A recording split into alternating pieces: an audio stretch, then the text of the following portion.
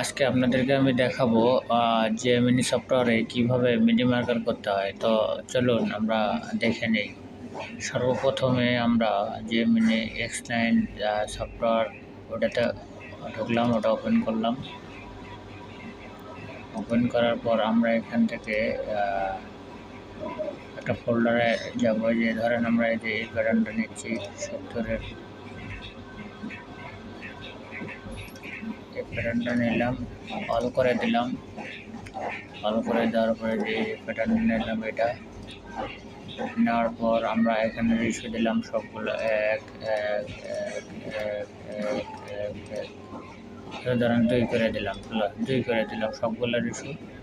এখানে ওয়েট দিলাম 56 ওয়েট দিলাম। তারপর এখানে দেখেন অ্যাকসেপ্টে দিয়ে দিলাম, ইয়েস দিয়ে দিলাম। তারপর আমি এখান থেকে ডিগ্রি দিয়ে দেব, অল চাপ দিয়ে। তারপর আমি এখানে 80 ডিগ্রি দিয়ে ইনস্ট্যান্ট দিয়ে দিলাম।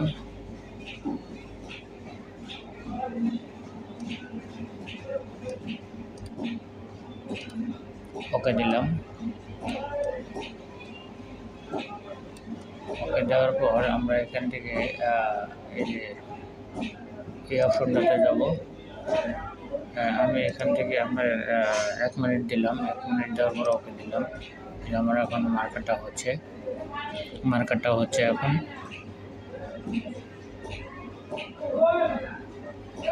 এই যে মার্কারটা হচ্ছে, আপনারা দেখতে পাচ্ছেন মার্কারটা হচ্ছে। তো এখন আমরা এটাকে কিভাবে মিনি মার্কার করব, অর্থাৎ পিডিএফ ফাইল। তো আমরা এটাকে এখন পিডিএফ ফাইল বানাবো। মার্কারটা হয়ে গেছে।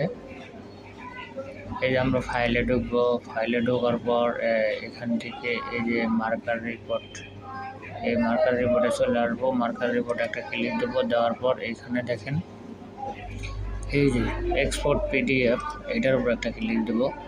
দেওয়ার পর আমার এটা কি মার্কার, আমি একটা মার্কারের স্টাইল নাম্বার দেবো। ধরেন আমি 001 বা 44 যে কোনো একটা স্টাইল নাম্বার দিলাম। ধরেন আমি 44 দিয়ে দিলাম। দেওয়ার পর আমি যে সেভ দেবো, এখানে এটাতে সেভ দেবো। এই যে সেভ কিন্তু নিয়ে নিছে অলরেডি। এখান থেকে পরে দিয়ে বের হয়ে গেলাম, এখান থেকেও বের হয়ে গেলাম ওষুধ দিয়ে। এই যে দেখেন পিডিএফ ফাইল, এই যে 44 দিয়েছিলাম। এই যে মিনি মার্কার হয়ে গেছে। এটা এখন আমরা পিডিএফ মার্কার পাইছি। এটা পিডিএফ, এটা আমরা এখন মনে করেন যে ছোটো প্রিন্টার দিয়ে আমরা প্রিন্ট দিয়ে বের করতে পারবো। এখানে লেন টেন সব কিছু আছে, লেন টু উইথ সব আছে। তো আশা করি বুঝতে পারছেন। তো সবাই ভালো থাকবেন, সুস্থ থাকবেন। আল্লাহ হাফেজ।